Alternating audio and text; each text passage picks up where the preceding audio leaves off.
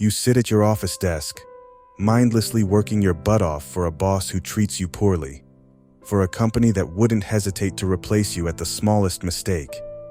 It's grueling, and part of you desperately wants to quit, but you need to eat and you have bills to pay. On your lunch break, you end up scrolling on your phone, going through social media, and escaping vicariously through the lives of celebrities, influencers, and anyone else living the totally opposite life. God, you'd kill to have what they have. They all have it so easy. They're all so effortlessly gorgeous and talented, and they make more per movie than you'd probably make your entire life. It seems like life has its favorites and you're not one of them. Fueled by envy and a cheap sandwich, you continue to scroll when something catches your eye. Young Hollywood starlet, found dead in glamorous LA home. It's mind-boggling. How could someone who had it all, fame, fortune, and a bright future, give it all up so fast? They were living the dream. What reason could they possibly have to end it all? It really makes you wonder, maybe being famous isn't all that it's cut out to be. Maybe it's better to stay anonymous in a tiny cubicle. At least the entire world isn't out to get you. Today's story is about Dana Plato, a once beloved child star who shot to fame on one of the biggest TV shows of the 1980s, Different Strokes. But behind the glitz, glamour, and laugh track was a woman struggling with personal demons, a woman who, after years of battling addiction and heartbreak, found herself on a radio show in a desperate attempt to change her life and rebuild her career, only to face an avalanche of cruelty from the public. This is the haunting, devastating, and absolutely tragic story of Dana Plato, a story that will make you question the price of fame and the weight of human judgment. Dana Plato was born Dana Michelle Strain on November 7, 1964, in Maywood, California. She was adopted by Dean and Florine K. Plato, and for the first few years of her life, things seemed pretty normal. She was just an average little girl in the suburbs, or so her parents thought. At a very young age, Dana showed a talent for acting, and by the time she was 7, she was already appearing in TV commercials. She was a beautiful and very bubbly child, and was already captivating audiences in small TV ads. It was only a matter of time before Hollywood would take notice of her talent. At the age of 13, Dana landed her big break, a role on the hit show Different Strokes. She played Kimberly Drummond, the sister of 2 adopted brothers, in a wealthy New York family.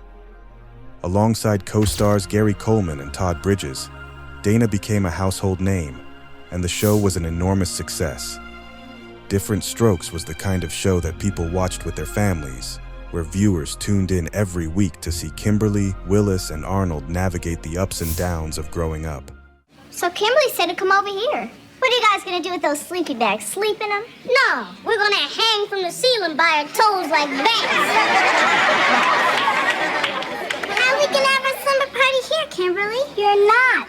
The party's been canceled, girls. I'm in charge. So why don't you just get lost? Uh-oh, we're in trouble. You guys go pick up your bedrolls and get out of here. Who needs this? Right, get out, right. Behind the scenes, things weren't going well for Dana. Fame, for someone so young, can be a double-edged sword, and Dana quickly felt the pressure of being in the spotlight. While Different Strokes brought her success, it also opened the door to something much more sinister: addiction. By the time Dana was 15, her personal life was spiraling out of control. The pressure of fame, combined with the lack of a stable support system, took an immense toll. Her mother pushed her relentlessly, and the line between work and childhood blurred. She found herself dabbling in drugs, and it quickly became a form of escape from the immense pressure she was under. In 1984, Dana made a decision that would change her life forever. At the age of 19, she fell pregnant by her then-boyfriend Lanny Lambert, and her career massively took a sharp downturn. The producers of Different Strokes weren't keen on having a pregnant teenager in the cast, as it would ruin the show's family-friendly reputation, so they wrote her out of the show. Dana gave birth to her son Tyler Lambert soon after leaving the show, but her life continued to unravel. Her marriage to Lambert didn't last, and soon after the roles stopped coming. The combination of career struggles and personal loss led Dana further down the path of substance abuse. She tried to revive her career with small roles in B-movies, but nothing ever compared to the fame she had once known. Unfortunately, in 1991, things took an even darker turn. That year, Dana was arrested for robbing a video store in Las Vegas. She walked in, waved a pellet gun, and demanded cash. When police caught her shortly after, she was quoted as saying, "I just couldn't make it anymore. I had no money. I was starving." Dana's arrest shocked the world. How could a beloved child star fall so far? This incident marked the beginning of the end of her career. She managed to avoid jail time by agreeing to a rehabilitation program, but her downward spiral was far from over. Fast forward to 1999. Dana, now in her mid-30s, was struggling to keep her life together. She was living in an RV with her fiancé, Robert Menchaca, trying to prove that she had overcome her addictions. In an attempt to rebuild her public image and get more work, she agreed to appear on The Howard Stern Show. Now, for those of you who aren't familiar with Howard Stern, his radio show is known for being blunt, unfiltered, and quite crass. He's notorious for pushing his guests to reveal their deepest secrets and for taking calls from listeners, no matter how brutal those calls may be. On May 7th, 1999, Dana walked into the studio hoping to set the record straight about her life. She wanted to convince the world that she was sober and on the right track. But what happened over the next hour was a brutal, emotional gauntlet that left Dana completely shattered. Listen to Howard Stern, and we've got Dana Plato, the star of the very popular Different Strokes, which was canceled a few years back. And there she is. Whoa, you look great. Oh, thank you, Howard. At the start of the interview, Dana seemed upbeat. She confidently told Stern that she had been sober for over a decade and that she was doing well. But Stern, ever the provocateur, wasn't convinced. Stern asks her if she's clean, as, "It's hard to believe someone like you would just turn it around like that." Dana defended herself, but the tone of the interview quickly shifted when Stern opened the phone lines for callers. Girl out of here. She's a has-been. Oh, please. Come on. She just needs to admit that she's an ex-druggie, Yeah? ex-con, lesbian with mental health problems. So that's your impression of her? Yeah. Well, she did not. The first caller immediately went for Dana's throat, sparing her zero empathy or consideration. The caller says, "Dana, you sound like you're high right now. You've been lying about being clean. We all know it." Dana, visibly emotional, pushed back with, "I'm not high. I swear to you, I'm clean. I've worked so hard to get my life back together." But despite her constantly standing her ground to defend herself, the damage was done. You sound a little wired on the radio. I don't know if it's just being 8 o'clock in the morning and all, but I know you say you're recovering for 10 years and all, but it just sounds like you're really speedy. Why don't you ask everyone around here, do I look high? Let me look. You do? She does, Jackie? Her eyes are the size of a... Okay, Ella? Well, Oh, no. I don't know. I you know what? I'm bad at telling if somebody's high. I'm not copping out here. Right. You don't really look high to me, but then again, Jackie doesn't. I know he is. Yeah. Do you think Dana looks high? No, the consensus out here, I don't know that she's high, but she does seem a little wired. Maybe that's just her personality. I think she's I'm excited. I'm very nervous. She's excited. I don't think you look high. I really don't. You seem pretty clear. Just from the radio, it sounds like she's just really, really speedy. Yeah, I mean, I'm always naive about this stuff. People, like I'll meet Jimi Hendrix, and I think he looks pretty good. Yeah, but everybody thinks we're on drugs. Yeah, that's true too. You guys aren't. I've been accused of being on heroin. Yeah. That's true. You ever done heroin, Dana? Hell no. What'd you do, coke? Nope. Anything Dropped a speedy. couple drops. Anything speedy is not my choice of drug. That's not your thing. Because I'm too hyper. Right. Drinking was nice. Yes. Do you miss the drinking? I think about it. You do, yeah. Yes, I do. Well, instead, I'll go to the gym and work out. Oh, that's good. Well, there you go. More calls followed, each one crueler and more jarring than the last. It wasn't just about her past issues with her addiction. Another caller attacked her appearance, saying, "You don't look like someone who's sober. You look like you're still using." At this point, Dana's voice can be heard cracking, and she responded with, "I know I've aged, but that doesn't mean I'm on drugs. I fought to get clean, and I've done it." When she was on St. Mark's a while back, I was wondering if she was still sleeping with that black guy that she was with a couple whiles ago, and if she's still cracked up on all those pills. She definitely sounds like a washout.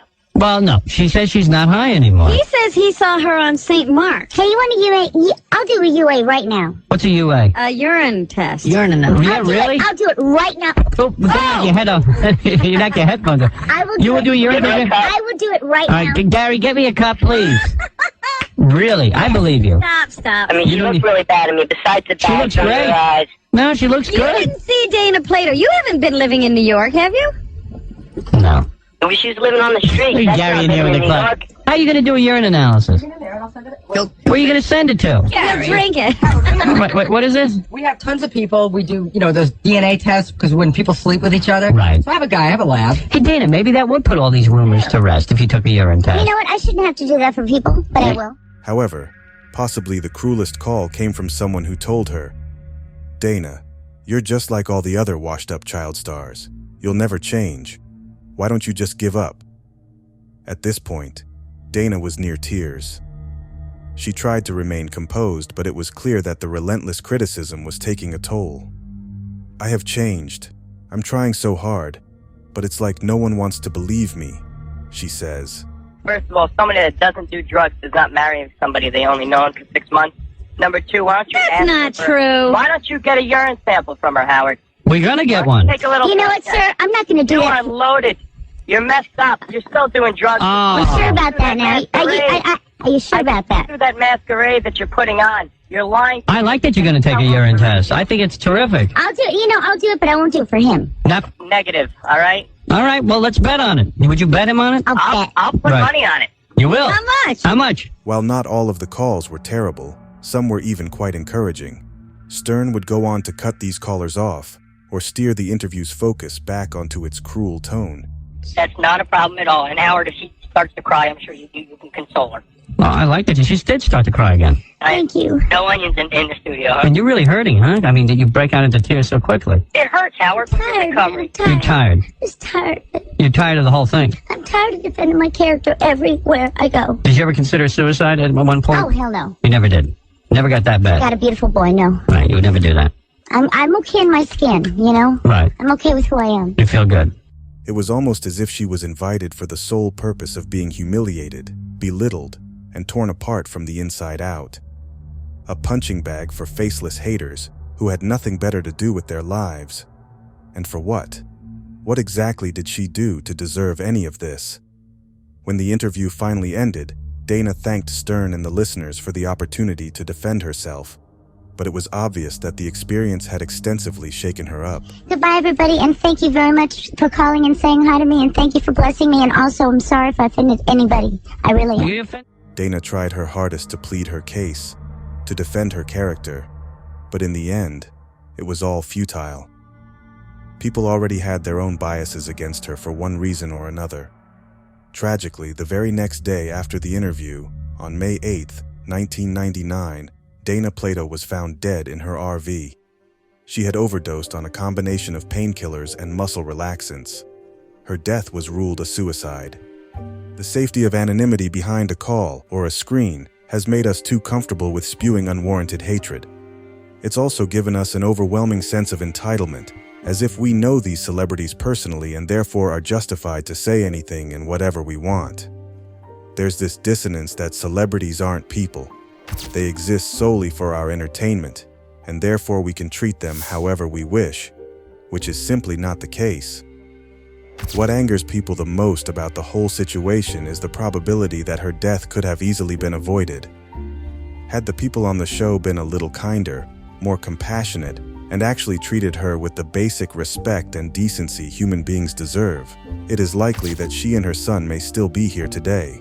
Whatever envy we may have as regular people, or whatever pretentious, tone-deaf, eye-roll-worthy opinions celebrities tend to be privy to, doesn't justify abuse disguised as free speech.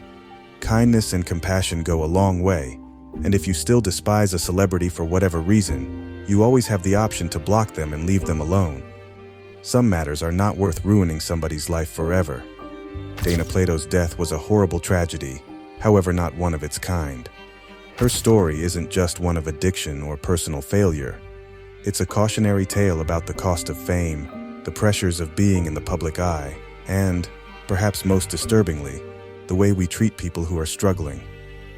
The public has always been harsh and overly critical of celebrities, and sometimes, rightfully so.